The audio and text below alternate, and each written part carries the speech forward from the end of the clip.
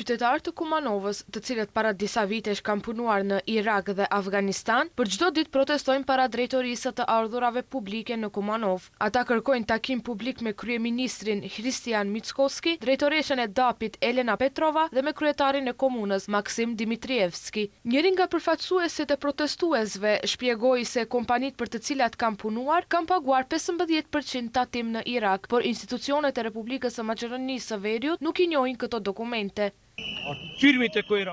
Autoritetet irakiane nuk mund të na lëshojnë dokumente zyrtare si shtetës të huaj, ndërsa procedura është shumë e ndërlikuar.